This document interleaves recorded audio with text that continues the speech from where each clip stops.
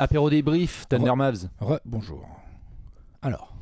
Un partout. Un partout. Ah ouais. Eh oui. Pourtant, après le match 1, pareil, ça, voilà. Oulala. On était là, genre dis donc, le Thunder. Est-ce que KC ne va pas nous balayer des Mavs qui titubent un peu? Est-ce que Luka Doncic va pouvoir jouer? Est-ce que tous ces gens-là seront efficaces à 3 points? La réponse est oui. Game 2, victoire de Dallas. On va en parler justement dans la nuit de jeudi à vendredi. Les Mavs qui ont fait un superbe match combatif, avec de l'adresse, avec du leadership, avec cette envie de vaincre et de retourner au Texas à égalité. Oui, Dallas a récupéré l'avantage du terrain, Alex. On va parler de plein de choses, comme d'habitude, hein. Le Game 1, le Game 2, les deux tendances un petit peu. Ouais, c'est ça. Ouais. Pas mal de choses à dire. Hein. C'est une série qui va être bien tactique celle-là. On va. Elle fait plaisir. Hein, bien cette aimé série. la réponse des Mavs là qui débarquent donc au Thunder pour le Game 2 après avoir pris une grosse branlée au Game 1. On va pas se mentir. Hein. Ah bah parlons du Game 1. Hein. Ouais. Branlée, totale domination du Thunder. Non problème. Je vois même pas de secteur dans lequel on pourrait dire oui, les Mavs ont bien tenu. Non, ils se sont fait défoncer à tous les niveaux. Rebond, ils se sont fait défoncer. Ils ont perdu plus de ballons. Ils ont moins bien défendu. Le Thunder a extrêmement bien défendu. Ils ont continué sur leur fabuleuse série de matchs de play-off sans laisser l'adversaire planter 100 points. Ils ont laissé Dallas à 95, c'est un exploit. Ouais, Dallas, c'est un exploit. Autant les Pélicans sans Zion, on avait bien compris le délire et que l'attaque avait peut-être trop de lacunes pour vraiment gêner une grosse défense comme le Thunder. Autant les Mavs, c'est quand même une autre affaire en termes d'attaque. D'ailleurs, on va le voir au Game 2. Mais totale domination parce que défensivement, tu muselles, tu gênes les trucs qu'il faut, tu te fais pas trop défoncer dans la raquette, tu domines le rebond.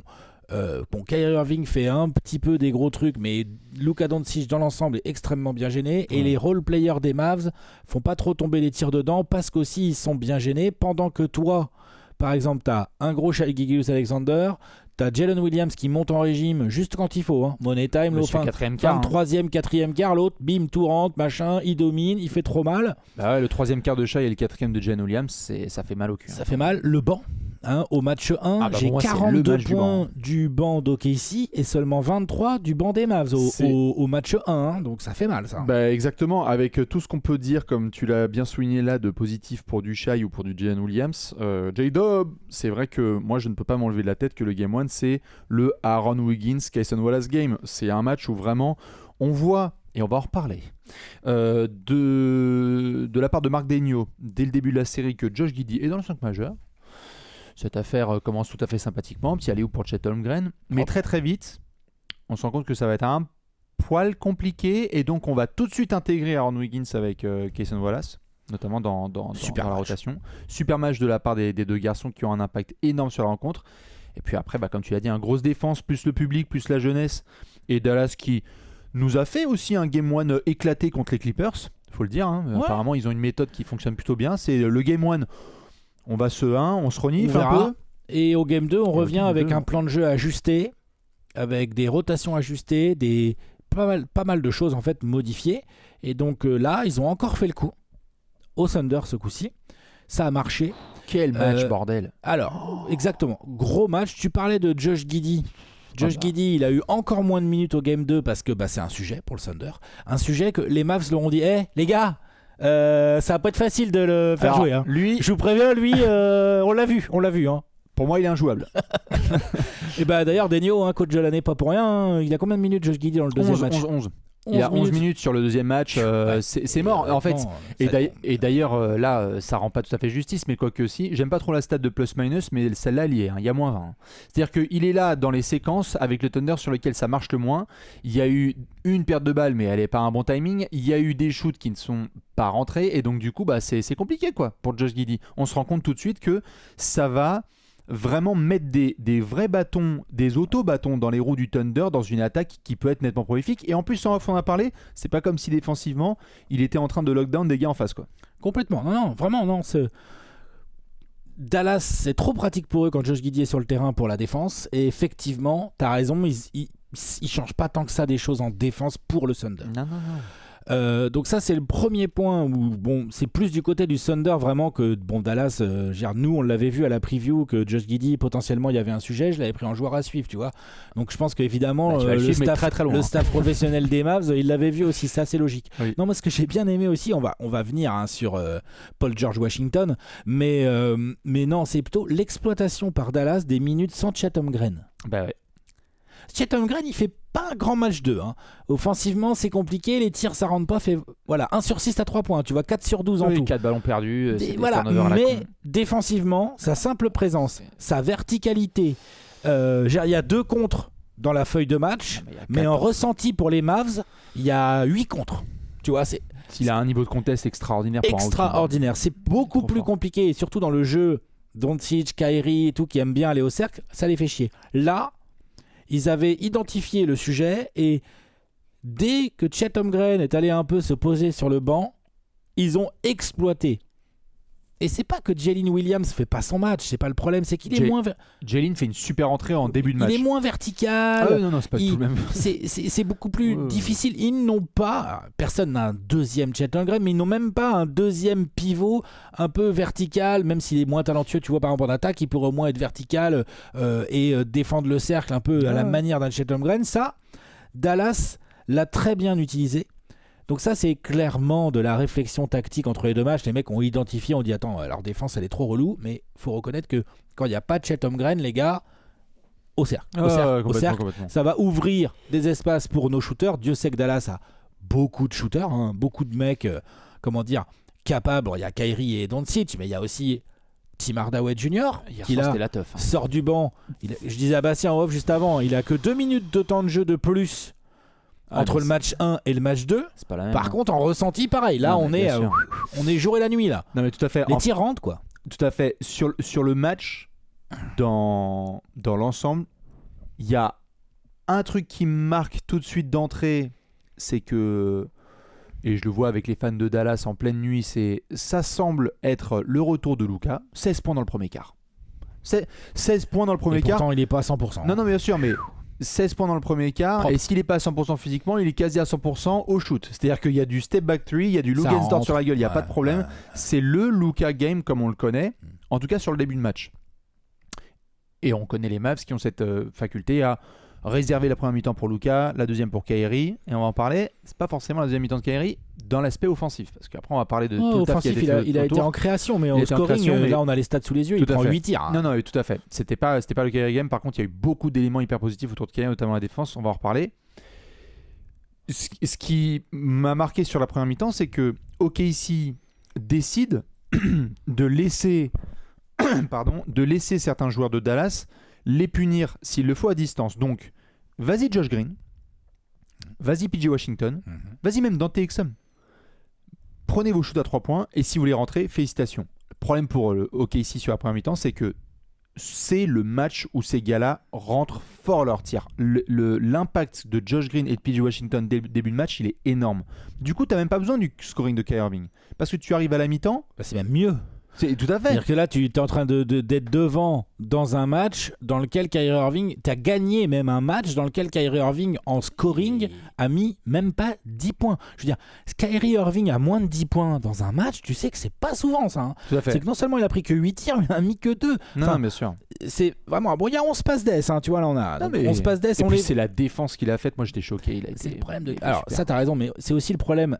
pour le Thunder avec ce genre de match, c'est que même si Kyrie Irving n'est pas dans un bon match, c'est pas pour autant que tu vas arrêter tu vas te mettre à le laisser shooter ou que tu vas arrêter de t'occuper de lui ou toi. C'est juste, tu peux pas, au contraire même, parce que t'as envie que ça continue comme ça, t'as surtout pas envie qu'il commence à chauffer. Mais malgré ça, la défense du Thunder elle n'était pas mauvaise en fait dans ce match. Et c'est juste. Ils ont fait un pari. C'est juste que l'attaque de Dallas est arrivée un peu comme tu en as parlé à la comparaison avec les Clippers. T'es arrivé avec. Attendez. Luka déjà a mis le ton en premier quart, mais ils sont arrivés avec des options de la variété. Là où on avait l'impression après le game 1 de dire oh là là, l'attaque de Dallas, ils sont dans un entonnoir et tout. En fait, pas du tout. Ils ont des options, ils les sortent et là, elles ont payé. Complètement. On a eu du Gafford aussi un petit peu, soit dans le short roll pour essayer de punir, alors compliqué au lancer franc pour Danny, mais c'est vrai que lui aussi a tenté d'apporter. Dallas arrive à la mi-temps, tu mènes de quelques points et il y a une potentielle zone de danger pour OKC parce que notamment Dallas continue à essayer de vouloir creuser l'écart. Là où je suis impressionné, c'est que le Thunder, jeunesse, inexpérience, on n'arrête pas de répéter les mêmes termes, recolle au score et fait un super run. Ils font un run en début de deuxième mi-temps, notamment avec les grands artisans, parce que Shai Alexander fait un match splendide. Ce qu'il a fait hier soir là, dans ce Game 2, non, mais c'était un match. C'était typiquement le genre de match d'un garçon qui s'est dit bon en fait ça aurait peut-être dû être moi le MVP, on en parlera. Mais Shai a été énorme et OKC arrive à recoller dans ce match et vient ce moment que je pense que tu as vu qui moi j'avoue m'a pas mal marqué, qui est donc à la fin du troisième quart si je dis pas de conneries. Ce sont ces minutes de repos de Luka avec à un moment j'ai même bugué, je savais pas si Kyrie était encore sur le terrain mais c'est la séquence Tim Hardaway Jr. Ouais. Ils reprennent 10 points d'écart, Dallas. Fait du bien. Ils reprennent 10 points d'écart, alors que côté OKC, on n'a pas totalement reposé certains titulaires. Ouais. Et côté Dallas, t'as Luka qui est en train de récupérer des points de vie. Ouais. C'est une bascule totale pour moi sur cette rencontre. Comme il a été blessé pas mal et tout, on avait un peu zappé. Donc on connaît Tim Hardaway Jr. Streaky, c'est la définition de streaky. Ça fait 6 mois qu'ils attendent le Tim Hardaway Jr. game. Les Tim Hardaway Streaky, on pourrait l'appeler. Bien sûr. Que Junior. Non mais c'est vrai. Et là, clairement, dans un match où Dallas en avait grandement besoin, t'as raison, il permet de jouer sans Luka, avec des tirs qui rentrent, de la spontanéité, de l'exécution en première intention. Genre, il y a un peu de folie aussi dans son jeu. Il est moins prévisible en fait que les autres. Alors, ça rentre moins aussi parfois. Mais là, quand ça tombe dedans, ça devient très chiant pour la défense du Thunder parce qu'en fait, ça change de rythme. Le mec, il monte la balle, puis en fait, il pull up. C'est le Tim Hardaway Junior game. C'est ça. Et ça, c'est vrai que ça a mis un gros coup de boost au match de Dallas qui a permis de reprendre un petit écart en fin de troisième quart à cheval sur le début du quatrième, un écart en fait que le Thunder a pas refait. Qu'ils n'ont pas réussi à remonter tout à fait parce qu'en fait parce que Dallas s'est géré aussi les écarts. Ouais, tout à fait. Ils ont bien géré et puis il y a commencé à avoir, même si on n'a pas à 150, il y a eu des pertes de balles un peu à la con d'OKC qui est plutôt propre. Mais ils ont vendangé certaines possessions. Moi, j'ai pas non plus aimé certaines pénétrations de Lugansdort où parfois, tu sais, il fait un peu. Je vais pas commencer à dire que c'est du Dylan Brooks dans le texte, mais très fort défenseur qui pense qu'il va être la solution offensive et voilà, parfois il fallait aussi rester concentré et donner la balle à certains garçons. Jalen Williams n'a pas été. Après, tu veux qu'il la donne à qui ? Parce qu'il y a eu des moments aussi où, par exemple, il y a les moments où Shai n'est pas sur le terrain, il y a les moments où l'accès à la balle pour Shai est gêné. Enfin, en gros, ils obligent un peu, ils disent vas-y, Lugansdort, punis-nous. Bien sûr, et donc ça n'a pas été forcément le Jalen Williams game qu'on aurait pu attendre. Vrai. Lui n'a pas eu l'impact, même si statistiquement c'est bien. Moi, je trouve qu'il a été un cran en dessous de ce qu'il aurait pu proposer, notamment dans ce quatrième quart où ça a été serré. Ouais, je suis d'accord, mais bon, là pour le coup, c'est la jeunesse un peu du Thunder. Oui, bien sûr. Entre le manque de remplaçants pour Cheltenham Green, le remplaçant dans le profil, parce que je sais très bien que Jalen Williams existe et qu'il est capable de faire du taf, c'est pas ce que je dis, mais dans le profil, et effectivement le côté jeunesse, c'est-à-dire que c'est assez paradoxal. Je veux dire, Shai Gilgeous-Alexander, comme tu l'as très bien dit, fait vraiment un grand match de basket, incroyable. Propre. Vient se battre au rebond, provoque des lancers, distribue pour les copains, il fait vraiment beaucoup de choses bien, mais en fait c'est aussi là le mérite de Dallas, c'est d'exposer les quelques points faibles de cette équipe. Un peu d'inexpérience, pas le remplaçant naturel pour Chet. Josh Giddey, c'est un problème pour le faire jouer. Du coup, tu obliges Denio à modifier un peu ses rotations. C'est-à-dire qu'il peut pas.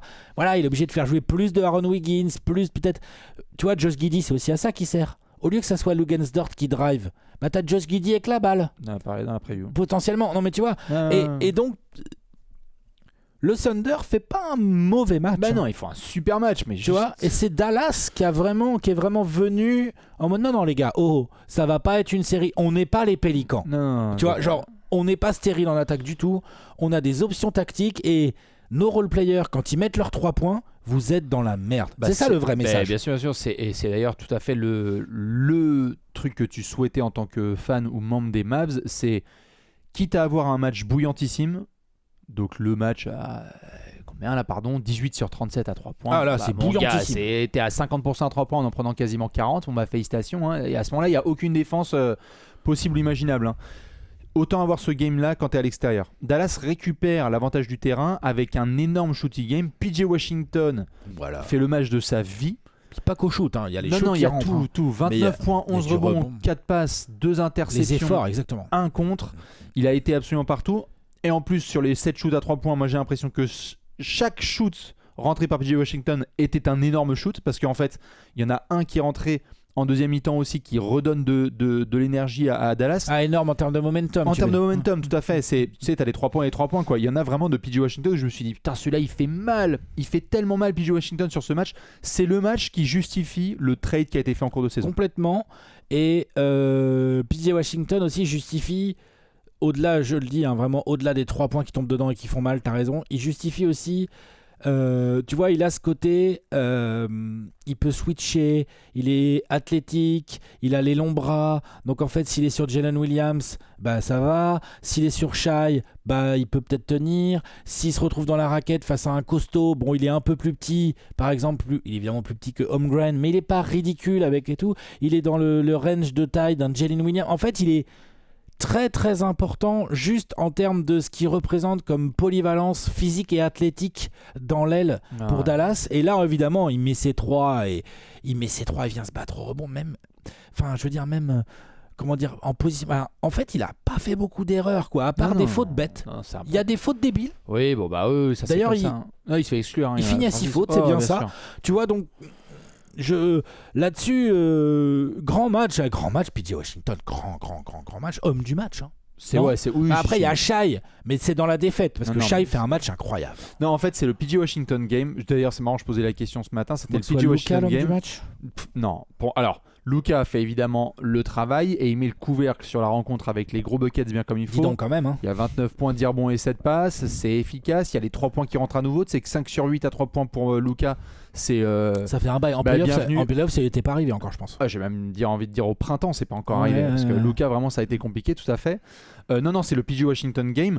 Je peux pas m'empêcher d'avoir dans un coin de la tête le fait que si ça se trouve, c'est le Tim Hardaway Junior game. Parce que les fans de Dallas, là, ils sont comme ça avec ce qui vient de se passer. On le sait. Si ça se trouve, Tim Hardaway Junior sur le reste de la série. Attention. On va avoir. Même PJ Washington. Et PJ Washington aussi, on va voir, tout à fait. Moi, je trouve que. C'est un 119 à 110 sur le score, mais c'était un match dur, intense, physique, et Dallas n'a pas peur de mettre les mains dans le cambouis et de s'en sortir. Vraiment, ça a été hyper intense comme rencontre, et ils ont vraiment tenu cet impact-là, parce qu'il y a souvent cette grâce technique et offensive qu'on voit de Kyrie et Luka, mais tu parlais de PJ Washington. Kyrie y est allé. Kyrie a été bon en défense. Derrick Jones Jr. Qui a un impact énorme chez ces Mavs-là. Vraiment, ils ont un côté. On en parlait en off, ils ont un côté grind un peu ces Mavs là. Qui est hyper intéressant. Quand PJ Washington joue comme ça et que Kyrie met ses efforts là, comme autour tu mets des Derrick Jones Jr., Derek Lively aussi.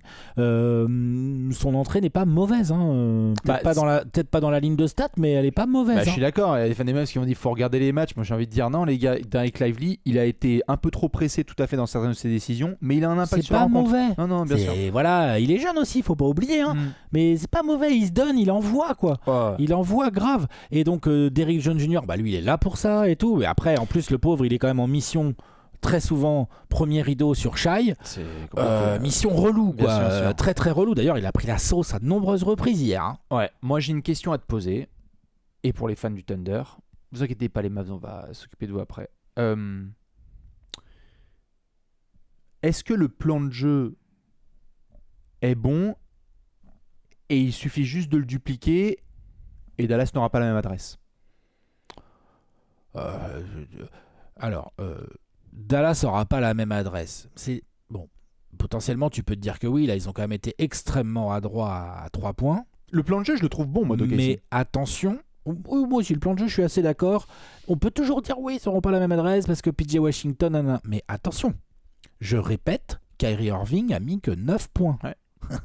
Il a switché avec PJ. Il n'y a pas besoin d'être un grand génie de l'analyse de basketball pour comprendre qu'il y a un peu de marge en scoring sur Kyrie Irving. En fait, tu peux inverser les deux, quoi. C'est-à-dire que Kyrie, s'il te fait un match à 29 points, 7 sur 3 points, c'est une journée au bureau. Et PJ Washington, s'il met 9 points, malheureusement, c'est une contre-perf. Tu vois, et donc miser sur le fait que les Mavs, leurs role players vont peut-être moins bien shooter, mais comme tu as de la marge sur Kyrie, en gros, le plan de jeu du Thunder, il est bon, mais En fait, il est bon parce que j'ai pas l'impression qu'est-ce qu'ils peuvent avoir d'autre. J'ai l'impression que là où la difficulté pour le Thunder maintenant qu'ils viennent de perdre ce game 2, donc ils ont perdu l'avantage du terrain, maintenant il faut aller à Dallas 2 fois, donc tu peux te dire que les role players vont pas, Tim Hardaway Jr. et PJ Washington notamment, vont peut-être pas faire tomber les 3 points comme ça à chaque fois. Moi je suis d'accord, je pense même que ça va être le cas.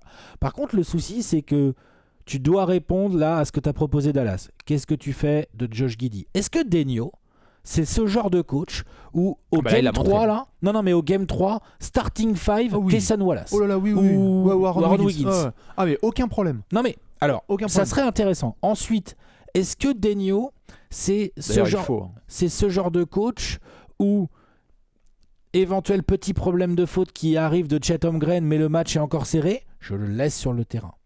Ou je l'enlève tôt pour éviter, enfin en gros, comment je gère l'absence de Chet Holmgren, les minutes sans Chet Holmgren. Il y en a eu des bonnes. En fait, il y a eu certaines séquences qui sont toujours aussi bonnes avec Jalen Williams parce qu'au-delà de son intelligence de jeu. Sur le Game 2, ils ont bien exploité quand même. Ils ont bien exploité tout à fait, mais je vois ce que tu veux dire et je pense qu'en effet, Dallas va continuer à vouloir exploiter ça parce que c'est une. On en parlait, je disais la façon dont Dallas va essayer d'exploiter et la peinture et la présence de Chet Holmgren pour essayer de trouver leur shooter. C'était un truc dont on avait discuté.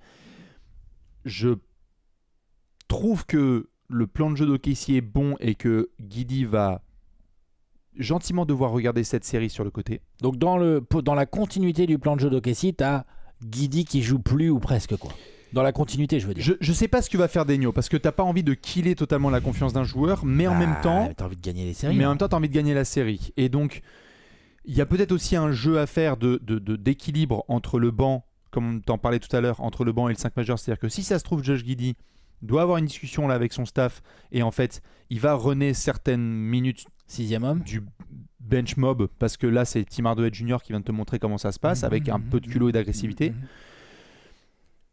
Moi, j'ai surtout l'impression qu'au-delà de l'efficacité de Dallas sur le match d'hier, dans l'intensité défensive, OKC est témoin. C'est le premier match où ils prennent un bouillon. Oui, sur ces playoffs. Alors il y a plus de talent aussi en face, beaucoup plus que le côté Pélican. T'as raison sur l'intensité, mais c'était quand même sérieux. C'était très sérieux. Je dis juste, en fait, il y a eu des pics. On vient de voir Minnesota là nous faire des dingueries contre Denver là, où tu sens que le niveau d'intensité défensive, il est très très élevé. Après, les loups, c'est des fous.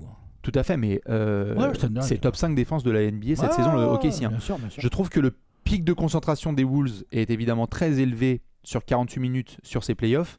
OKC m'a montré des pics de concentration, mais suivi aussi par un peu moins d'efforts pour aller aider certains copains. Et je trouve que là-dessus, OKC doit montrer... Dallas a montré une meilleure défense que OKC, je trouve, sur le match 2. Et je trouve qu'il faut remettre l'ordre de la saison régulière en place sur le Game 3, c'est-à-dire OKC doit être la meilleure défense de ces deux franchises. Dallas sait qu'ils peuvent compter sur certains garçons parce que comme on l'a dit, Kyrie va faire les efforts, Derrick Jones va être là, PJ Washington, Luka, compagnie. On voit même Dante Exum qui va apporter cette longueur de bras, Josh Green qui essaie d'être dans la rotation davantage. T'as raison de parler de longueur de bras et de taille parce qu'effectivement, moi j'insiste beaucoup sur les minutes sans Chet Holmgren, mais même au global, Luka est grand. Faut venir l'aider mon gars. Luka est grand. Derrick Jones Jr. il est long et en plus l'autre quand il appuie sur les pointes de pied il est sur Saturne. 12 rebonds offensifs pour Dallas hier soir. Il y a des contests de Holmgren qui ne sont pas aidés ensuite. Gafford est grand, Lively est grand, PJ Washington j'ai dit, long bras et tout. Donc en fait c'est vrai que notamment avec que tu parles de Dante Exum, Josh Green est un peu plus petit, mais enfin en gros c'est vrai que Dallas a un coup à jouer auquel le Thunder va devoir se confronter. C'est le côté on va aussi vous mettre de la taille, on va essayer de bien vous mettre de la taille tout le temps. Non mais ça va être une série passionnante parce que je peux pas croire un seul instant que Marc Daigneault va revenir avec les mêmes rotations et tout. Il y a le cas Giddey, il y a le cas Isaiah Joe. Comment tu l'exploites en fait Isaiah Joe? Je suis entre les deux moi.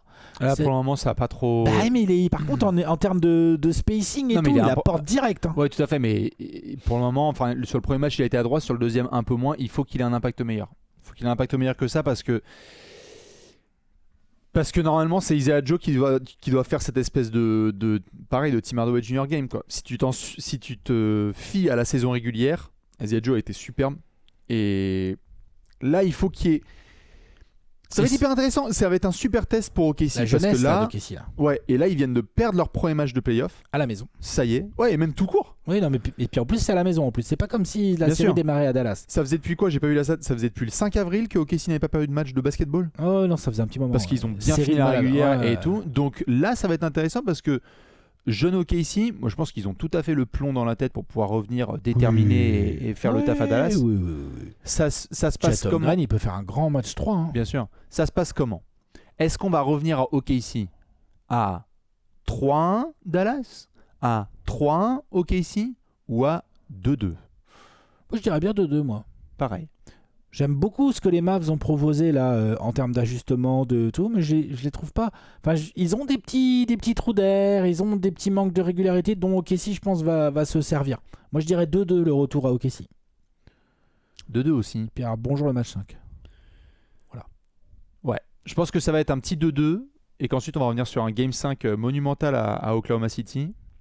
En plus, même si ça se respecte tout à fait, là, il commence à y avoir quelques petites storylines autour de la série de fans de OKC qui s'embrouillent avec les joueurs de Dallas. Je pense que ça va être pareil avec les fans de Dallas, avec certains jeunes d'OKC. Hyper hâte de suivre ça. Dites-nous ce que vous en pensez, mais je pense que ouais, ça va être hyper intéressant à regarder. Et surtout, mesdames et messieurs, dernière info. Dis-moi. Dimanche, Game 3, je crois. Tu veux que je regarde l'horaire? Ouais, 21h30, heure française. Ah, sympa. Sachant que juste Sympathico. avant, si je dis pas de conneries, je te laisse regarder. Ouais, c'est ça. C'est Saturday, pardon, c'est samedi. Ah, c'est Excuse-moi, samedi, pardon. C'est samedi D'accord. 21h30. Ouais. Samedi 21h30, Game 3. Oui, parce que dimanche 21h30, Game 4 entre les Knicks et les Pacers. Ce sont quasiment les derniers matchs à heure européen, sauf Game 7 là dans 10 jours. Donc à regarder. 21h30 ce samedi. Oh, hein. On va regarder ça de très très près évidemment et on vous fait plein de bisous et on se retrouve pour d'autres petites vidéos sur la chaîne YouTube Trash Talk. Ciao. Bisous. Ciao. Ciao, ciao.